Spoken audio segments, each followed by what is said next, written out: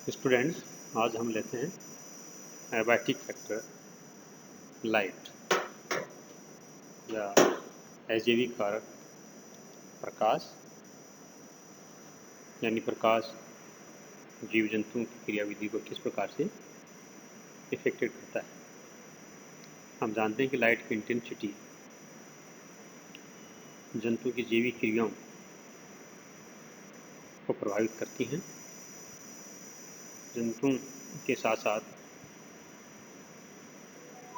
Light plants की जैविक क्रियाओं को भी प्रभावित करती है। हम आज के इस वीडियो में कुछ सर्टेन ऐसी एक्टिविटीज़ लेते हैं जंतुओं की जो लाइट की इंटेंसिटी से या लाइट की उपलब्धता से प्रभावित होती हैं। हम जानते हैं कि लाइट एनिमल्स की अनेक जैविक क्रियाओं को प्रभावित करने में महत्वपूर्ण योगदान रखती हैं। जैसे हम सर्वप्रथम लेते हैं मेटाबॉलिज्म। हम देखते हैं कि light affect metabolic process of animals through its heating effect on tissue and by ionization of the protoplasm and effect the enzyme activities. यानी लाइट की जो उपलब्धता है ये उत्कुत को प्रभावित करती है, साथ साथ इसके प्रोटोप्लाज्म में उपस्थित पदार्थों के आयनाइजेशन से ये अपने प्रभाव को प्रदर्शित करती है, जिससे कोशिकाओं तथा ऊतकों की एंजाइमेटिक एक्टिविटीज़ प्रभावित होती हैं। या ये कह सकते हैं कि प्रकाश की उपलब्धता से जैविक क्रियाओं में होने वाली क्रियाओं को एंजाइम्स की क्रियाओं के द्वारा प्रभावित किया जाता है। जनरल मेटाबॉलिज्म में हम देखें कि ये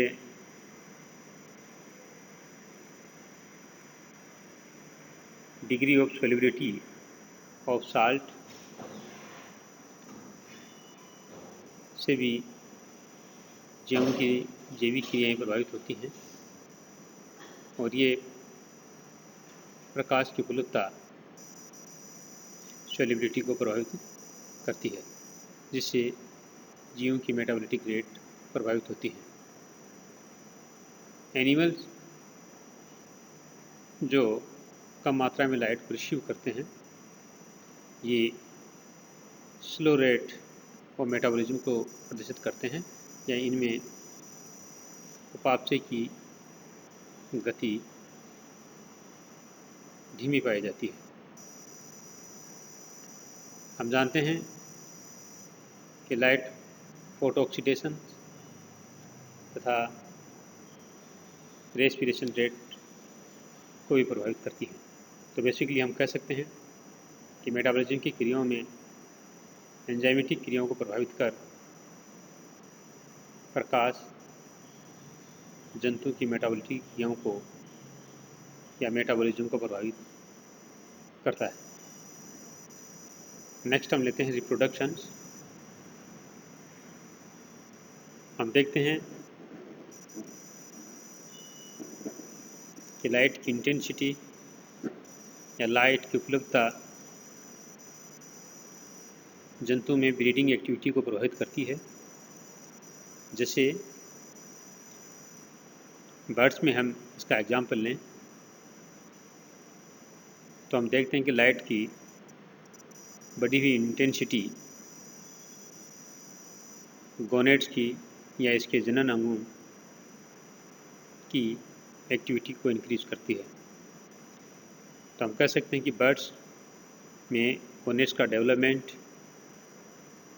लाइट की उपलब्धता से प्रभावित होता है, जिससे ड्यूरिंग समर सीजन में बर्ड्स की ब्रीडिंग एक्टिविटी बढ़ जाती है। इसी के अकॉर्डिंग एनिमल्स को long day and short day animals के रूप में क्लासीफाई किया गया है। लॉन्ग डे एनिमल्स ऐसे होंगे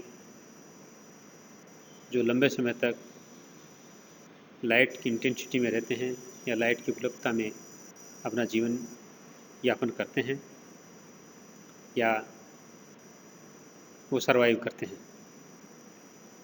कुछ जंतु या कुछ एनिमल्स ऐसे होते हैं जो कम लाइट की इंटेंसिटी में या उनको कम प्रकाश प्राप्त होता है, तो उन्हें हम शॉर्ट डे एनिमल्स के नाम से जानते हैं। जैसे शीप और डियर तथा गोट्स को हम देखें तो ये शॉर्ट डे एनिमल्स की श्रेणी में आते हैं। शीप और गोट जैसे ठंडे प्रदेशों में रहते हैं, वहाँ पर लाइट की इंटेंसिटी कम मात्रा में उपलब्ध होती है, इसलिए इन जंतुओं को शॉर्ट डे एनिमल्स के नाम से जाना जाता है, या ये लाइट की कम मात्रा से एक्सपोज हो पाते हैं। मगर कुछ जंतु जैसे स्टारलिंग तथा टर्की ये लॉन्ग डे एनिमल हैं, या ये कह सकते हैं कि ये अधिक लाइट की इंटेंसिटी में अपने आप को सर्वाइव करते हैं, या ऐसे एरिया में ये रहते हैं जहाँ पर लाइट की इंटेंसिटी या लाइट की उपलब्धता लॉन्ग डे तक बनी रहती है या पूरे दिन भर बनी रहती है। तो दिन के ड्यूरेशन के अकॉर्डिंग लाइट के द्वारा ये जंतु एक्सपोज होते हैं, इसी के अकॉर्डिंग को लॉन्ग डे एनिमल्स तथा शॉर्ट डे एनिमल्स के नाम से जाना जाता है। डेवलपमेंट के रेफरेंस में हम देखें तो लाइट की इंटेंसिटी जंतु में डेवलपमेंट को प्रभावित करती है या उसकी वृद्धि को प्रभावित करती है। सैल्मन फिश का एग्जाम्पल हम लेते हैं तो सफिशिएंट लाइट की कंडीशन की उपलब्धता के दौरान, या यूँ कहें कि जब लाइट की उपलब्धता सामान्य रहती है तो सैल्मन फिश के लार्वा सामान्य डेवलपमेंट को प्रदर्शित करते हैं या इसकी वृद्धि दर सामान्य हमें दिखाई देती है। परंतु जब लाइट की इंटेंसिटी या लाइट की उपलब्धता नहीं होती है, या ये कह सकते हैं कि इन दी एब्सेंस ऑफ लाइट, ये लार्वा रैपिडली डेथ रेट को प्रदर्शित करते हैं या इनके अंदर डेथ होने लग जाती है या इनकी मृत्यु होने लग जाती है। माइटिलस के रेफरेंस में हम देखें तो माइटिलस के लार्वा डार्कनेस की अवस्था में या जहाँ लाइट की इंटेंसिटी कम होती है तो ये अधिक तेज़ गति से वृद्धि करते हैं या इनकी वृद्धि अधिक होती है। मगर लाइट की इंटेंसिटी या लाइट की उपलब्धता कम होती है तो इनकी वृद्धि कम होती है या इनकी वृद्धि प्रभावित होती है। तो हम कह सकते हैं कि सैल्मन फिश के लार्वा तथा माइटिलिस के लार्वा दोनों एग्जाम्पलों के आधार पर कि जंतु के डेवलपमेंट को लाइट प्रभावित करती है। तो ये एक एबायोटिक फैक्टर जो जंतु की वृद्धि को प्रभावित करता है। नेक्स्ट हम लेते हैं आई, आँखों के ऊपर लाइट का प्रभाव या प्रकाश का प्रभाव।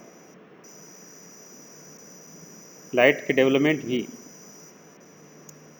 लाइट की उपलब्धता के ऊपर निर्भर करता है। तो हम कह सकते हैं the degree of I development sometime depend upon the availability of light intensity. हम एग्जाम्पल के रूप में लेते हैं इन एनिमल्स लिव इन कैव्स, उनकी आँखें या तो छोटी होती हैं या जनरल इनमें आँखें नहीं पाई जाती। तो animals live in cave, there eye में एब्सेंट और रूडिमेंट्री। और ऐसे एनिमल्स जो सरफेस डिवेलविंग हैं, सतह के ऊपर अपना जीवन यापन करते हैं, उनकी आँखें नॉर्मल होती हैं या सामान्य हमें दिखाई देती हैं। एनिमल्स जो अधिक गहराई में रहते हैं या डेप्थ में रहते हैं, उनकी आँखों की साइज बढ़ जाती है, क्योंकि उनको देखने के लिए लाइट की आवश्यकता होती है। मगर अधिक गहराई में जब लाइट नहीं होती तो आँखों का डेवलपमेंट बहुत अधिक बढ़ जाता है, क्योंकि वहाँ पर लाइट की इंटेंसिटी कम होती। तो हम कह सकते हैं कि जहाँ पर लाइट नहीं होती वहाँ पर जंतु की आँखें डेवलप नहीं होती या वो रूडिमेंट्री रूप में पाई जाती हैं। मगर जहाँ पर लाइट की इंटेंसिटी सामान्य बनी रहती है तो वहाँ आँखों की साइज़ भी सामान्य रहती है। साथ साथ अधिक डेप्थ में जाए उपस्थित जंतुओं में जिनकी जहाँ पर लाइट की इंटेंसिटी कम है वहाँ पर इनकी साइज़ बढ़ जाती है। विजन, जिसे सामान्यतः हम दृष्टि के नाम से जानते हैं, किसी वस्तु को देखने के लिए या देखने या दृष्टिगत होने को हम विजन कहते हैं। हम देखते हैं कि लाइट की उपलब्धता से ही हम वेरियस ऑब्जेक्ट को देख पाते हैं। तो हम कह सकते हैं कि एनिमल्स लाइट की उपलब्धता से वस्तुओं को देख पाता है, क्योंकि जो रिफ्लेक्टिंग लाइट है उस लाइट को जंतु के अंग आई के द्वारा रिसीव किया जाता है और इसमें उपस्थित जो सेल्स होती हैं ये कोशिकाएं वस्तु को देखने में हमें सहयोग प्रदान करती हैं या जंतु को सहयोग प्रदान करती हैं। जैसा कि हम जानते हैं कि आँखों में रोड और कॉन सेल पाई जाती हैं जो डार्क तथा कलर को पहचानती हैं या अंधेरे तथा रंग को पहचानने का कार्य करती हैं।